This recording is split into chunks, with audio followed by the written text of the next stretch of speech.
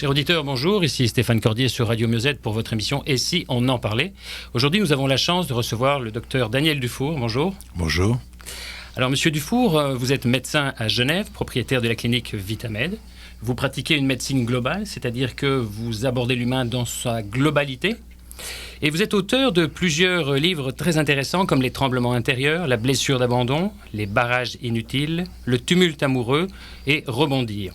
Vous êtes également le fondateur du concept et de la méthode OGE, OGE, et qui vise notamment à aider les personnes qui sont en souffrance à se dégager, en quelques mots, se dégager de cette souffrance en allant connecter leurs émotions. On peut résumer de cette façon-là. Tout à fait. Alors, vous avez également été médecin chirurgien dans différentes zones de guerre, dans les années fin 70 et 80, que ce soit en Rhodésie, Zimbabwe, frontière thaïlandaise campuchéenne, dans les camps de Sabra et Shatila, au Liban, à la frontière pakistano-afghane. Et vous avez pratiqué et coordonné des milliers d'opérations de chirurgie de guerre pendant cette période. Et c'est de cette période de vie et de l'impact que ça a eu sur votre santé physique, psychologique, sociale et spirituelle, qui est à l'origine, j'ai envie de dire, du livre que vous venez nous présenter aujourd'hui, qui est votre dernier livre, et dont le titre est « J'ai failli y laisser mon âme » aux éditions de l'Homme. Oui, en effet, c'est une période de vie dont je n'avais pas du tout parlé jusqu'à présent, et j'ai été intéressé d'en parler parce que je désirais présenter ce qu'est le trouble de stress post-traumatique, et ayant moi-même souffert de cela, ça me paraissait important d'y apporter, disons, une pierre en parlant de moi, ce qui n'est pas facile parce que quelque part, j'ai pas du tout l'habitude de parler de moi, et donc ça a été un exercice qui n'a pas été du tout, dans lequel j'étais pas à l'aise, mais bon, c'est fait. Et pourquoi 30 ans plus tard ? Parce que je comprends que c'était des expériences de vie très difficiles, mais en même temps, vous avez appris énormément de choses sur l'humain, sur la nature humaine, alors pourquoi avoir attendu tout ce temps justement pour le partager ? D'une part parce que j'étais pas du tout prêt à en parler. Quand on souffre de cela, on n'aime pas du tout aborder ce sujet. On garde cela à l'intérieur de soi, on se ferme. Tout ce qui est en rapport avec ces sujets crée en soi une tension énorme. Et du même coup, on garde ça à l'intérieur. Et gardant ça à l'intérieur, on se ferme aux autres. Et on ne veut pas en parler. Et du reste, il y a beaucoup de choses que je dévoile dans ce livre, dont j'ai jamais parlé jusqu'à présent. Donc j'étais absolument pas prêt d'en parler il y a 10 ans. Et peut-être il y a 2 ans, je commençais un peu à sortir, à émerger de tout cela. Et après encore, faut-il l'écrire. Donc ça, c'est encore un exercice qui est difficile. Parce qu'on doit revivre les choses, on doit se remettre, j'allais dire, dans les scènes, dans ce qu'on a vécu, et tout remonte, et c'est loin d'être aisé. Est-ce que ça a eu un effet thérapeutique pour vous d'écrire ce livre ? Oui, en partie. Bon, c'est vrai que j'avais beaucoup exprimé déjà avant, autrement j'aurais été incapable, ne serait-ce que... J'en parlais pas avant, donc j'aurais été incapable non plus d'écrire dessus. Mais c'est vrai que j'allais dire que ça a été la fin de la thérapie, et ça n'a pas été facile. Donc vous-même, vous avez vécu un trouble du stress post-traumatique, ça s'appelle comme ça. C'est quoi les caractéristiques de ce trouble ? Alors c'est quelque chose qui survient après que l'on ait traversé ou été mis en face de traumatisme.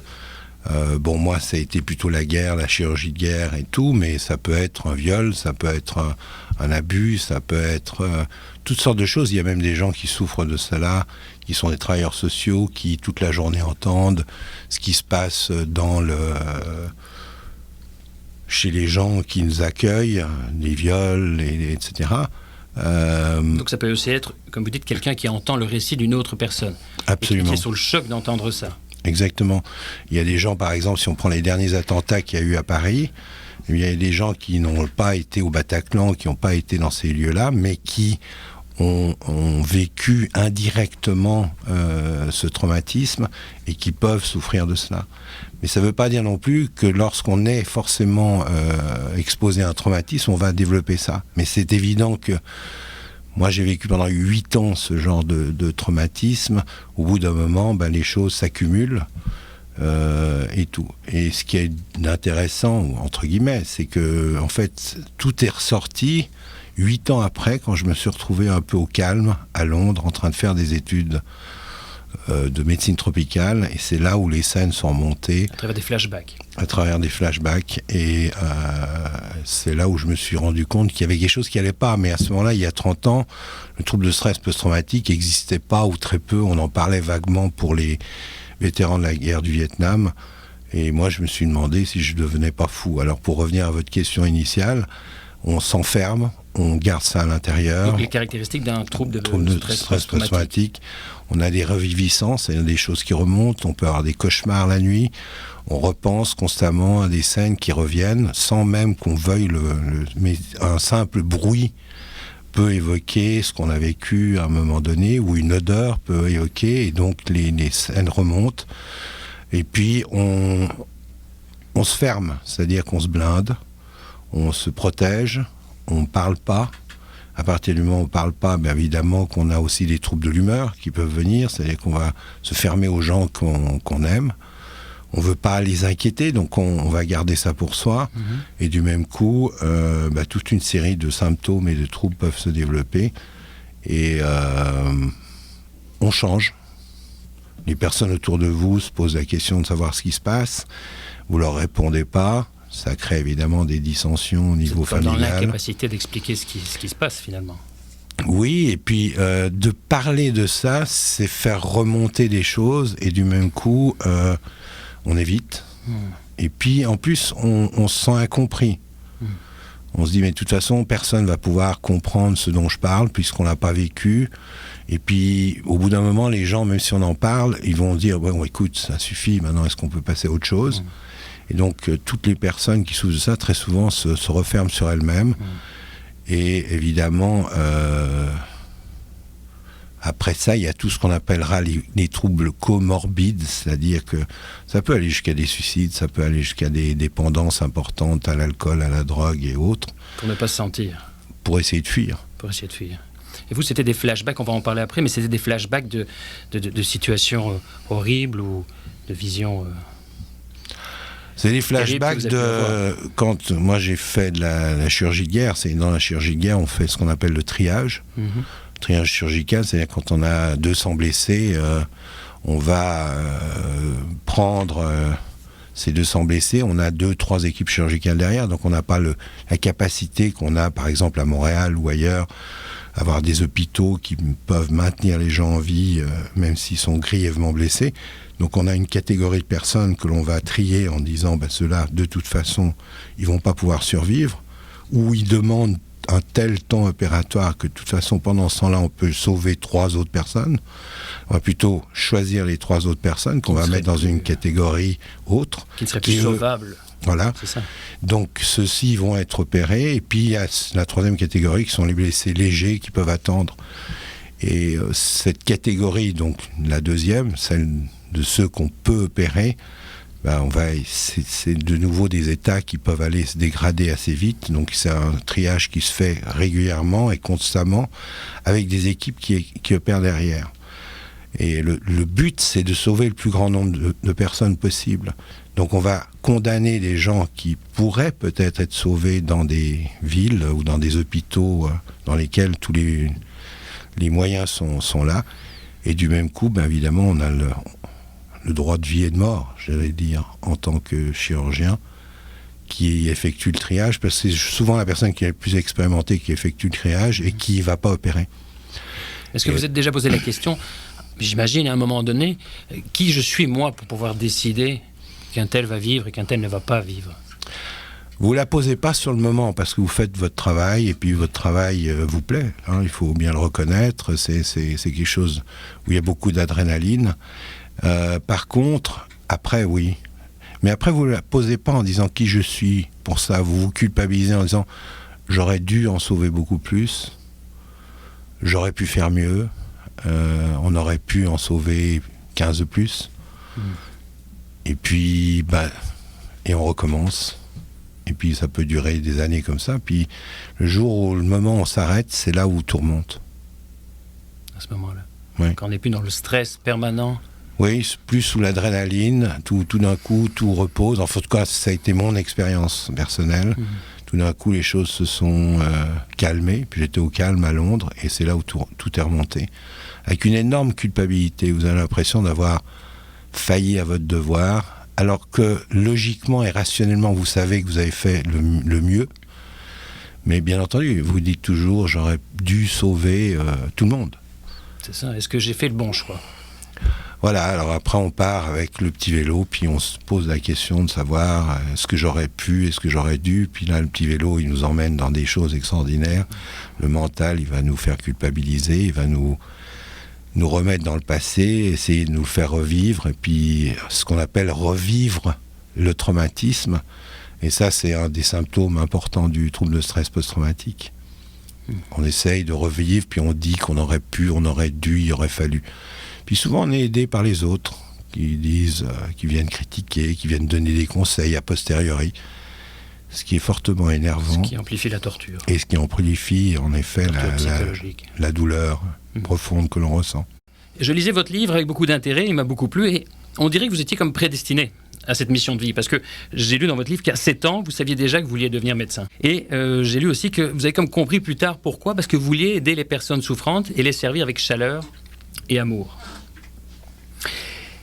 Et alors moi je me dis, mais qu'est-ce qui vous a tant donné envie de soulager la souffrance des autres ? D'où ça vient, ça ? J'avais un professeur qui a été un de mes maîtres, et il avait 81 ans quand je lui ai demandé, mais enfin finalement pour faire ce que vous avez fait, vous aviez certainement la vocation. Et il m'a regardé, et il m'a répondu, aujourd'hui je peux vous répondre oui. Mais il y a 20 ans, je ne vous aurais pas répondu. Et je crois que aujourd'hui, peut-être, je commencerai à répondre oui, j'avais une certaine vocation. C'est un métier merveilleux, la médecine, parce que on peut accompagner des gens, et moi j'aime beaucoup la notion d'accompagnement et non pas de guérir. On guérit personne, c'est le patient qui guérit lui-même, ou la personne qu'on accompagne qui va accepter de s'accompagner lui-même, puis va arriver à des choses merveilleuses. Alors c'est un métier merveilleux. Maintenant... Mais soulager de la souffrance. Parce qu'en lisant votre livre, c'est ce que j'ai senti. Il y avait comme une envie, un défi d'aller soulager la souffrance humaine dans les endroits où la souffrance était extrême. Ben, c'est vrai que quand vous êtes à Genève, puisque moi c'est plutôt à Genève que je pratiquais, vous êtes dans un hôpital, vous opérez, il y a 10 autres chirurgiens, on se bat presque pour pouvoir faire l'opération, et puis que vous arrivez dans un pays, moi j'étais arrivé en Rhodésie, Zimbabwe, dans les années 79, et pour des vacances. Et puis vous rentrez dans des salles communes avec 50 personnes, avec des enfants qui meurent de faim, avec une jeune fille qui a été torturée, et qu'à la fin de cette visite, le chirurgien m'a dit « Quand est-ce que tu viens ?» La réponse était là. Vous avez l'impression que vous allez être beaucoup plus utile dans ces endroits-là, où il y a une énorme souffrance, où il y a très peu de moyens, où il y a très peu de chirurgiens aussi, et que vous allez être peut-être plus utile dans ces contrées-là ou dans ces pays-là, plutôt que dans une ville comme Genève où tout est là, tout est... Bien, ce qui ne veut pas dire qu'à Genève ou à Montréal ou ailleurs, il n'y a pas des souffrances. Non. Il y a beaucoup de souffrances aussi, et du reste, ça fait 30 ans que je pratique dans ces villes. Ceci étant dit, là-bas, c'est une souffrance brutale, c'est des besoins immédiats, c'est des enfants qui meurent de faim, c'est des civils qui se font bombarder, c'est des personnes qui souffrent, et qui souffrent aussi du fait qu'il n'y a rien ou pas grand-chose à leur disposition. Alors vous sentez certainement beaucoup plus utile étant dans ces pays-là ou dans ces contrées-là, plutôt que bien au chaud à Genève, ce qui ne veut pas dire que être bien au chaud à Genève est irréprochable. inutile aussi et ni reprochable, bien entendu. Mais justement, en 79, ça a été votre première expérience en zone de guerre, en Rhodésie, Zimbabwe. C'est bien ça, c'est la première expérience en zone de guerre comme chirurgien. Et alors je disais que, bien sûr, vous avez vu des enfants mourir de faim devant vous, des jeunes filles qui avaient été violées, torturées. Cet exemple de cette jeune fille qui a eu le nez, les lèvres, la langue coupée. Comment on peut vivre cette réalité? Comment vous avez vécu cette première confrontation à une réalité aussi dure? Comment ça a été pour vous, cette première expérience en zone de guerre? C'était un choc. Vous vivez ça, vous voyez ça, vous avez l'impression que vous n'êtes pas dans la réalité. Ah oui. Moi, je sortais de Genève, d'un hôpital où tout était aseptisé, où on opérait. Je faisais de la chirurgie orthopédique et traumatologique avec des flux laminaires. On était habillés en cosmonautes et tout. J'arrive dans un hôpital où il y a déjà 650 personnes, alors que la capacité est de 500. Je me souviens que la première chose que j'ai vue, c'était une espèce de berceau, ce qu'ils appelaient les cots, et dans lequel il y avait 4 enfants qui mouraient tous de faim. Et vous dites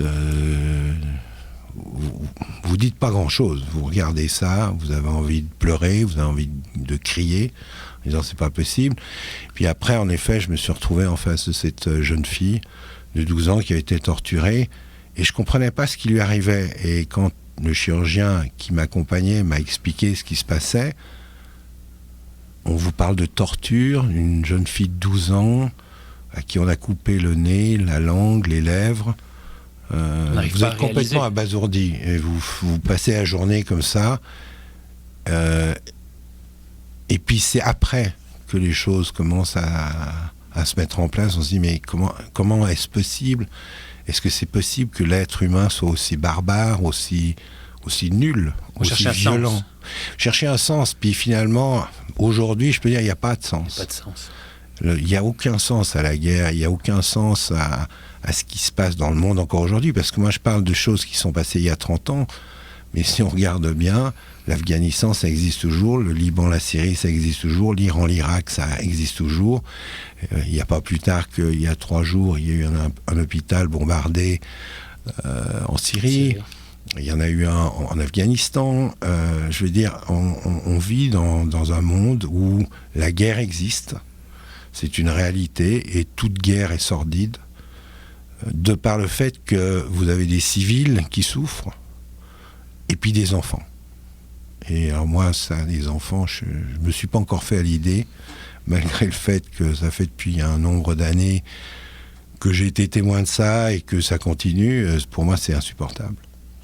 Mais de voir des enfants torturés, ça éveille en vous beaucoup de rage et de colère. Et il y a un passage qui m'a marqué aussi, c'est ce passage, vous en avez déjà parlé, ce passage où vous avez reçu un homme qui avait reçu, je pense que c'est un morceau d'obus ou un éclat dans la rate, et qui était en face de vous, et il attendait que vous lui sauviez la vie. Mais la petite particularité, ou la grosse particularité, j'ai envie de dire, c'est que cet homme était l'auteur du viol de plusieurs jeunes filles, et viol et de la torture de plusieurs jeunes filles. Et vous étiez face à cet homme qui indirectement vous demandait de le sauver. Oui, c'était un tournant, quelque part, de ma vie professionnelle, dans le sens que quand j'ai appris que c'était lui qui avait, enfin, que c'était une des personnes qui avait participé au viol de ces 12 jeunes filles, dont restaient en vie 4, torture, parce que j'avais vu avec des blessures absolument terribles, j'ai dit ok, je vais l'opérer. J'ai demandé à ce qu'on prépare la salle d'opération. J'ai oublié, entre guillemets, de convoquer l'anesthésiste et j'étais décidé à opérer la personne, mais sans anesthésie, pour que cette personne souffre et réalise l'horreur de ce qu'elle avait fait. Et on a préparé, et je me rappelle, on était dans un pays où l'apartheid était de mise, c'est-à-dire que moi, étant blanc, j'avais le droit de pouvoir faire ça. Et quand le patient a été préparé, au moment où voulais inciser la peau, tout d'un coup quelque chose est arrivé en me disant tu peux pas faire ça. Et j'ai demandé où est l'anesthésiste, qui est arrivé en 2 minutes, même pas, pour endormir le patient, que j'ai opéré et qui a été sauvé par la suite. Qu'est-ce qui s'est passé au moment où vous alliez l'inciser? Qu'est-ce qui s'est passé? Je sais pas. Franchement, je sais pas. Il y a eu quelque chose qui m'a fait simplement dire bon, stop, arrête. T'es pas comme eux. Oui, peut-être même je pas. sais même pas. Il y a eu simplement quelque chose d'automatique qui s'est mis en place et non. Votre humanité. Et puis, à ce moment-là,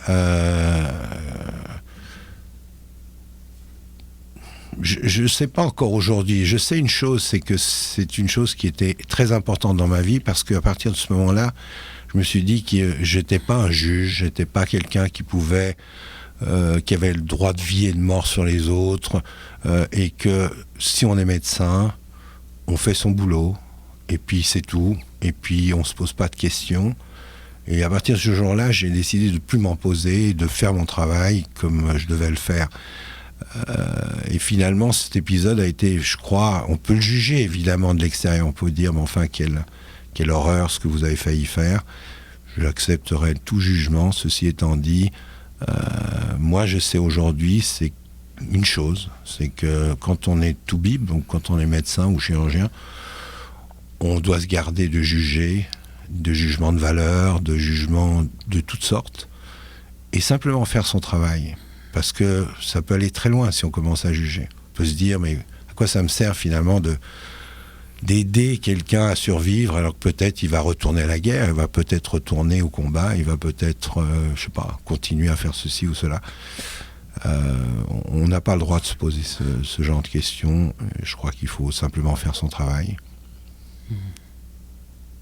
Parce que de toute façon, je vous dirais, je pense qu'on ne peut pas être dans son côté lumineux si on ne touche pas son côté sombre. Et ce que vous avez touché à ce moment-là, je pense que c'est présent, et ça serait présent chez beaucoup de personnes. Mais l'intérêt, c'est que vous l'avez vécu, selon moi. Vécu et expérimenté.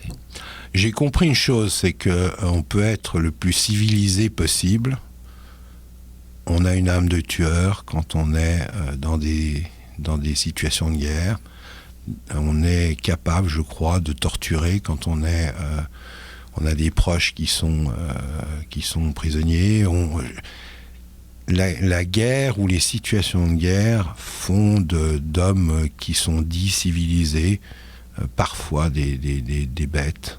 Et vous avez réussi à transcender. Oui, ben, ça s'est passé comme ça, s'est transcendé. Je n'ai pas fait un grand effort pour transcender, ça a été presque automatique. Et je me suis jamais tellement posé la question de savoir qu'est-ce qui serait passé si je n'avais pas transcendé. Mais j'ai pris contact avec une partie, comme vous disiez, sombre, qu'on a tous. Et en effet... heureusement que la lumière est arrivée, mais ça n'a pas été un travail de réflexion très intense. C'est venu automatique. Comment ?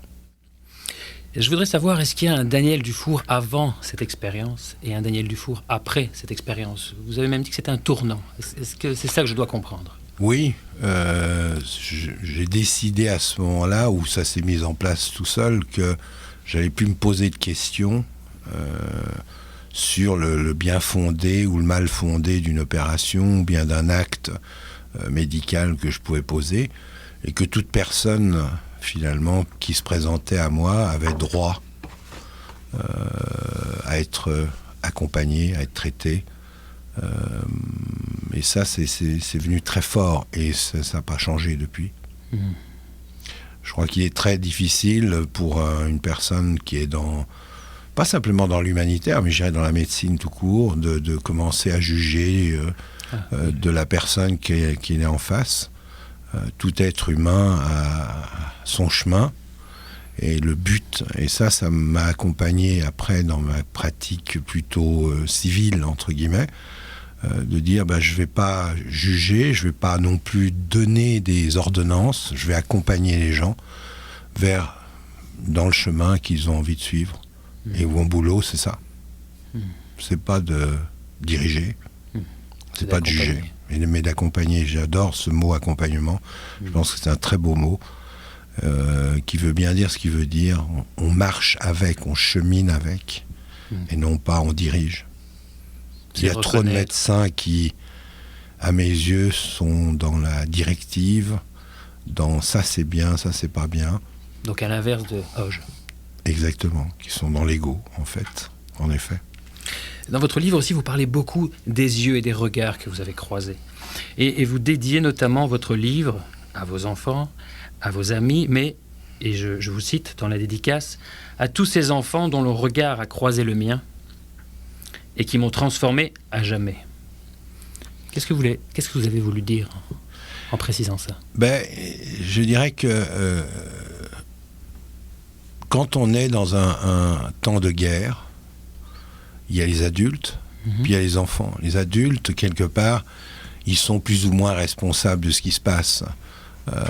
Alors bon, certes, les civils le sont beaucoup moins que les militaires ou que les personnes des mouvements de guérilla ou autres, mais ceux qui sont complètement innocents, c'est les enfants. Et bon, ça c'est déjà une chose. Quand vous voyez ces enfants, quand vous regardez leurs yeux, même si c'est quelques secondes, il n'y a pas de jugement. Il y a juste une demande en disant « aide-moi ». Et ça, c'est beau, c'est très dur, parce que si je reprends certaines scènes que j'ai vues, où j'ai eu des enfants qui sont morts dans mes bras, ils ont simplement ce regard, il n'y a aucun jugement, il y a simplement une demande, sois là. Et c'est d'une beauté, mais c'est terriblement dur. C'est terriblement dur de voir un enfant qui a rien demandé à personne, qui est vierge de toute violence, qui est simplement en train de subir une violence, qu'elle soit d'ordre de privation de nourriture, ou bien qu'elle soit d'un obus ou d'une mine antipersonnelle, et qui est simplement en train de partir. C'est lourd. Donc vous leur dédiez une partie le livre aussi. Oui, pour moi c'est la chose la plus difficile. Encore quand j'en parle, j'ai beaucoup d'émotions. Et quand on lit le livre aussi, je vous ai dit tout à l'heure, j'ai lu le livre, j'ai été bouleversé. Vraiment, ça m'a beaucoup touché. Et puis il s'est passé quelque chose aussi à ce moment-là, dans cette zone de guerre en Rhodésie, Zimbabwe. Un jour, vous avez pratiqué 12 amputations, et une double amputation sur un enfant de 8 ans. Et là, vous vous êtes rendu compte de quelque chose. Vous vous êtes rendu compte qu'il n'y avait plus aucune émotion. Il n'y a plus de joie, il n'y avait plus de tristesse, il n'y avait plus rien. Et vous avez eu l'impression de quoi à ce moment-là? J'ai eu l'impression que je me blindais un maximum, parce que quand on vit ça, et que c'est tous les jours que les choses se répètent, au bout d'un moment, vous faites votre boulot, vous faites votre travail, et puis il n'est pas question de perdre son temps à pleurer ou à crier ou à hurler. De toute façon, ça ne sert à rien. Et puis vous n'allez pas non plus rentrer chez vous en parlant toute la journée, enfin tous les soirs, en disant voilà, j'ai vécu ça, et c'est dur et tout, parce qu'on va vous dire attends, tu l'as choisi. Et en plus, c'est un travail qui est passionnant, donc vous êtes un peu pris à défaut vous-même. Vous dites j'aime ce que je fais, puis d'un autre côté c'est difficile, mais finalement je suis un chirurgien, donc il faut que je sois fort, il faut que je sois bien, donc vous vous gommez, vous vous blindez par rapport à vos émotions, vous gommez ces émotions presque, alors qu'en fait c'est faux, parce qu'elles ressortent. C'est ce qui explique pourquoi on va souffrir après de stress post-traumatique. Vous mettez tout cela à l'intérieur, vous faites une espèce de millefeuille d'émotions non vécues, et puis vous devenez même cynique. C'est ça. Vous devenez plaisanter, vous dites des choses que les autres comprennent pas forcément, mais qui, si vous prenez des chirurgiens un peu jeunes, se disent oula, celui-ci, il a de l'expérience, il a de la bouteille, donc il faut que je devienne comme lui. Bref, vous vous blindez. Vous avez commencé à vous moquer même des jeunes chirurgiens à travers leur faiblesse. Il y a ça qui apparaissait. Et puis plus loin, je voyais aussi, vous commenciez à perdre la sensibilité dans vos doigts. Puis une tendinite qui s'est développée dans le bras qui vous empêchait d'opérer. Tous ces points, vous commenciez à vous blinder. Le sarcasme, la sensibilité dans le bras, le message que le corps vous envoyait. Qu'est-ce qui était en train de se passer là en vous, Monsieur Dufour? Ce qui était en train de se passer, c'est que c'était à ce moment-là l'arrivée du trouble de stress post-traumatique avec des choses très, très claires. Mais à ce moment-là, lorsque ça m'est arrivé, j'ai rien compris du tout à tout ça. On a mis le compte sur le compte d'une tendinite, ce que j'avais à la main droite. J'ai même arrêté la chirurgie par la suite à cause de cette tendinite, jusqu'au jour où j'ai réalisé, mais c'était bien après, que finalement c'était le méridien de la tristesse au niveau de la médecine chinoise, et que notamment c'était certainement dû à toute la tristesse que j'avais accumulée et non vécue. Mais sur le moment... C'était une tendinite. Oui, puis on m'aurait dit, vous souffrez de quelque chose, vous aurez ri à la figure en disant, écoutez, vous arrêtez, je vais très bien, merci, et tout va bien.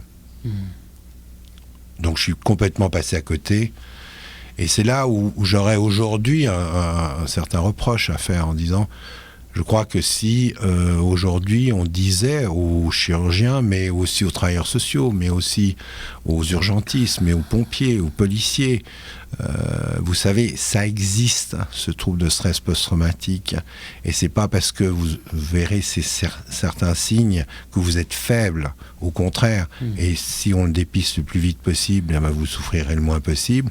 Je pense que c'est un travail énorme qui reste à faire encore aujourd'hui, en 2016. Alors que moi, je parle des années 80. Dans votre approche Auge, vous prenez en considération les messages du corps, notamment.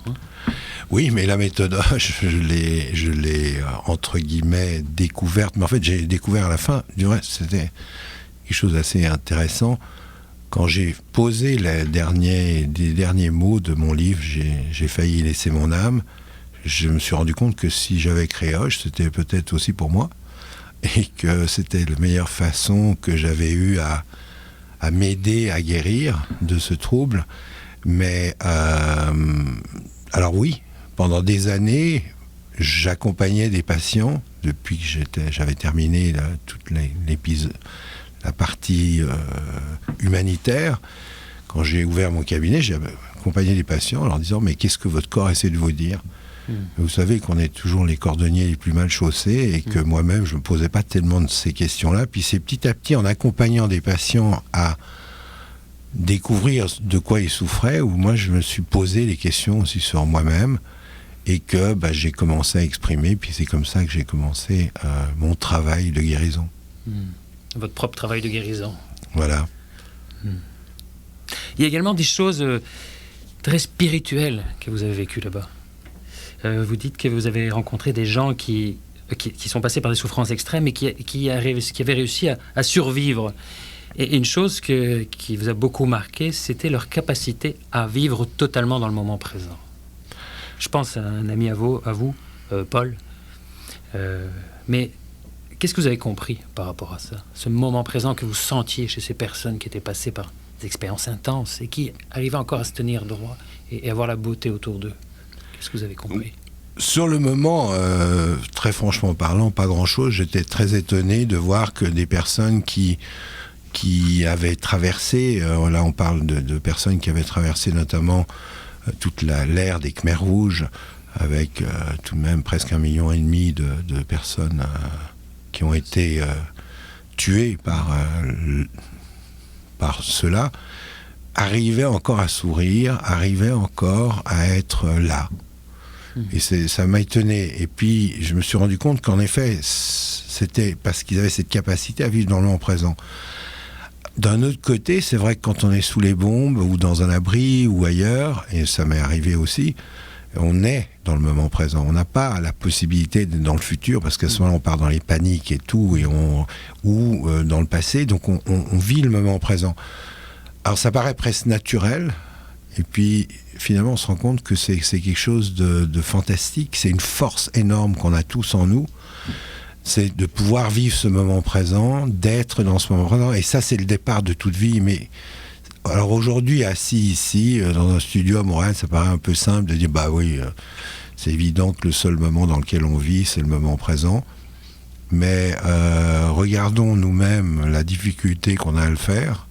On est très souvent dans le passé avec nos culpabilités, nos remords, nos regrets, ou bien dans le futur avec nos peurs, nos angoisses, nos anxiétés. Et je dois dire que moi, toutes ces personnes que j'ai rencontrées m'ont appris ça. C'est la valeur énorme, fantastique qu'est le moment présent.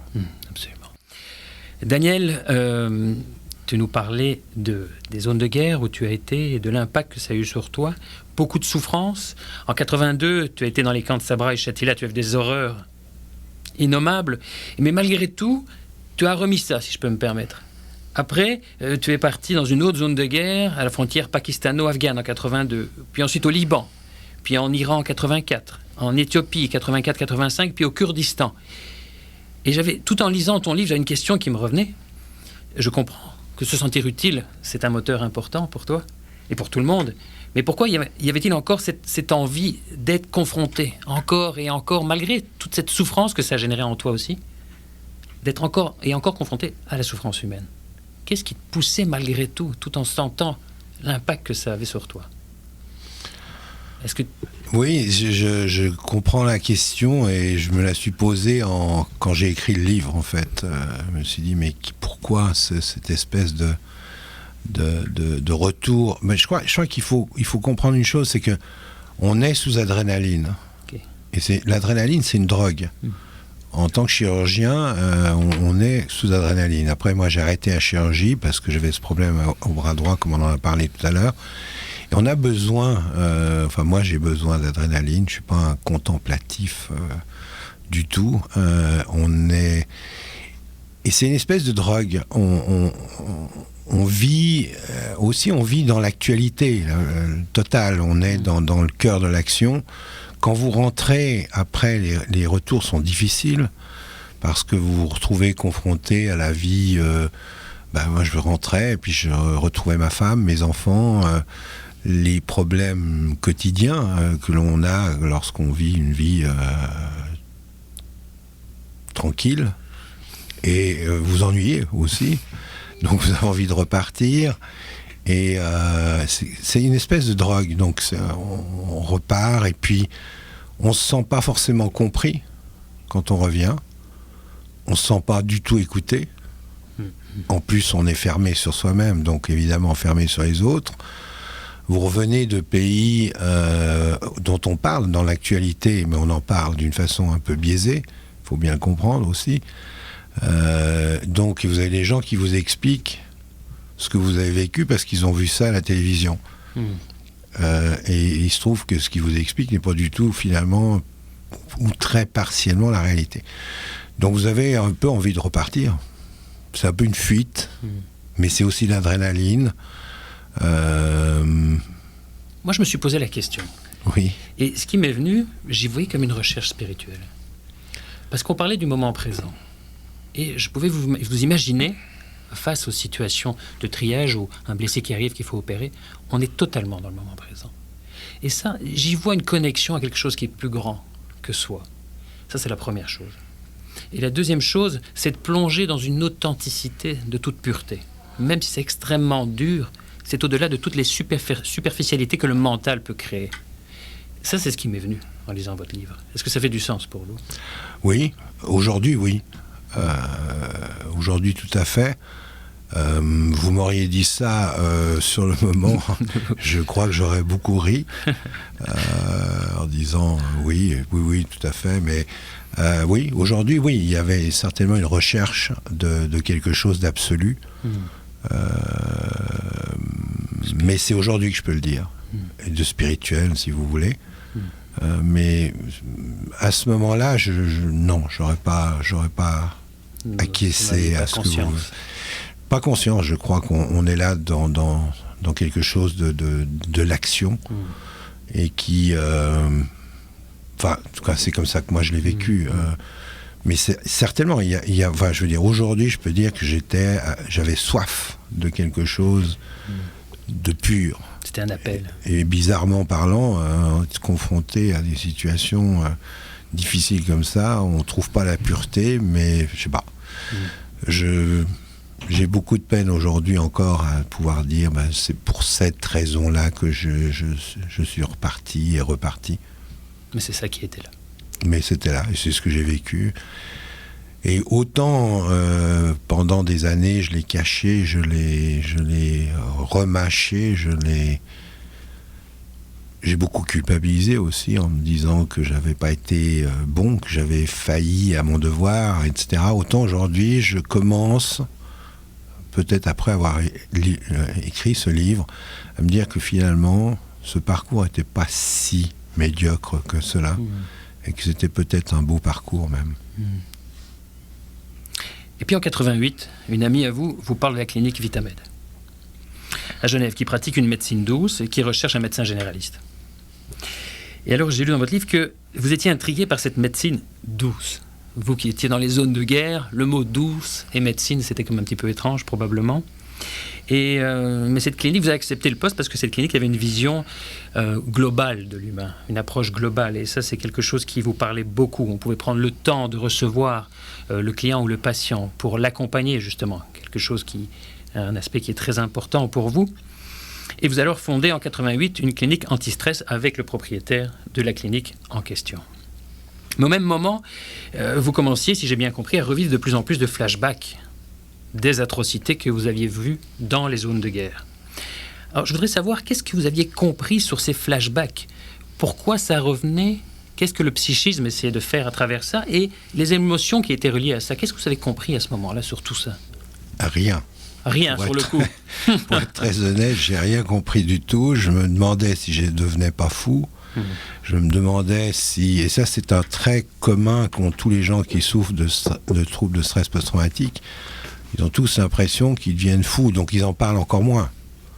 Ils vont cacher encore plus ce dont ils souffrent. Donc, je l'ai beaucoup caché. Je me posais la question de savoir, en effet, si je ne devenais pas un peu psychopathe ou paranoïaque ou je ne sais pas quoi. Avec les flashbacks. Avec les flashbacks, avec aussi une sensibilité que je trouvais être à fleur de peau. Et parallèlement, je posais des questions à mes patients en disant pourquoi êtes-vous stressé, qu'est-ce que votre corps vient vous dire, pourquoi. Et ça a été un espèce... J'ai toujours dit que la médecine que je pratique, que j'ai pratiquée, et que je continue à pratiquer, je la dois à mes patientes et mes patients. Et ça va bien au-delà, parce qu'en réalité, c'était un espèce presque de chemin parallèle, où je posais des questions, puis les réponses de mes patients résonnaient en moi. Et c'est comme ça qu'il y a eu une évolution pour me dire que je devais souffrir de quelque chose, qu'il fallait que je comprenne ce dont je souffrais et essayer d'y remédier. Alors j'ai essayé les voies classiques, psychiatre, là ça n'a pas du tout marché. Les thérapies cognitivo-comportementales. Oui, et là où ça a été pas du tout quelque chose qui m'a parlé, ni plus. Et du même coup, c'est là où petit à petit je suis remonté aux émotions et à créer la méthode Hoge. Et puis aller avec mes patients, vivre leurs émotions. Puis finalement, j'ai découvert que j'en avais beaucoup moi-même à l'intérieur qui étaient bloqués. Et j'ai commencé à exprimer ces émotions, notamment la colère. Et puis je me suis rendu compte que ça me faisait un bien immense et que ça me permettait de sortir finalement toute cette énergie qui avait été bloquée pendant des années en moi. Et c'est comme ça que finalement j'ai pu après accompagner énormément de personnes qui souffraient de troubles de stress post-traumatique. Je dis souffraient parce qu'ils n'en souffrent plus. Et la méthode, pardon. Oui. Et la méthode Hoge, ça s'adresse aux personnes qui ont un trouble de stress post-traumatique, mais pas que ça. Non, elle s'adresse à peu près à tout le monde. C'est simplement une méthode qui est à l'envers de l'ego. L'ego, la première caractéristique du mental, de l'ego, du petit vélo, vous avez une belle expression ici au Québec, le hamster, que j'ai du reste importé en Suisse. Ce hamster, il vient, sa première caractéristique, il nous sort du moment présent, justement. Il nous met dans le futur ou dans le passé. Donc, la méthode, c'est d'essayer de revenir dans le moment présent, en simplement portant son attention à son corps physique, en portant son attention à son corps sensoriel. Puis une fois qu'on est dans ce moment présent, on peut passer au deuxième pilier de la méthode, qui découle de la deuxième caractéristique de l'ego, qui nous coupe de nos émotions, que ce soit celles de joie, de tristesse ou de colère. Et donc de reconnaître, de ressentir et de pouvoir exprimer nos émotions de joie, de colère et de tristesse. Et puis, troisième pilier de la méthode Hoge, qui découle de la troisième particularité du hamster ou de l'ego, celui qui nous coupe de qui l'on est. On n'est plus du tout spontané, on n'est plus du tout enthousiaste, on n'est plus du tout nous-mêmes, créatifs et autres. C'est de retrouver justement la personne que l'on est.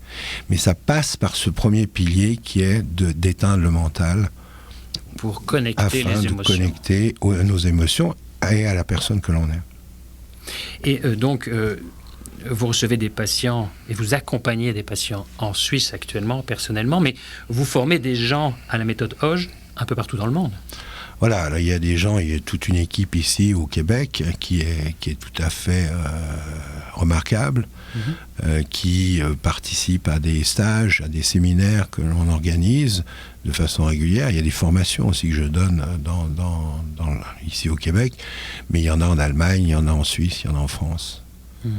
Et ce sont des gens qui ont une belle formation. C'est des belles âmes aussi.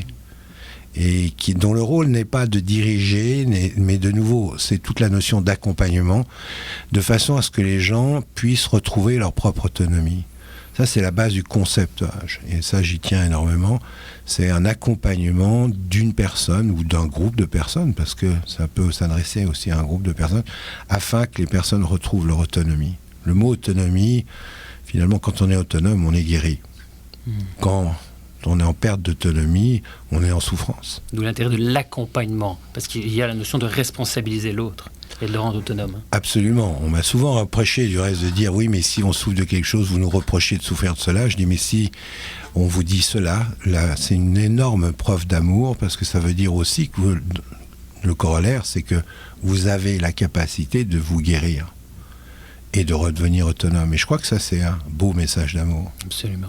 Si on veut avoir plus d'informations sur l'actualité, les projets, les ateliers, on peut trouver ça où, monsieur Alors, Dufault? on peut trouver ça sur le site www.oge.biz.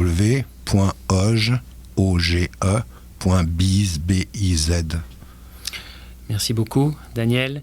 Je voulais vous dire aussi, vous remercier personnellement pour le livre qui, à la lecture, m'a ramené vraiment moi dans le moment présent et dans la gratitude pour toutes les belles choses que la vie m'offre au quotidien. Pour ça, merci beaucoup. Merci à vous. Chers auditeurs, je vous souhaite une bonne semaine. À bientôt.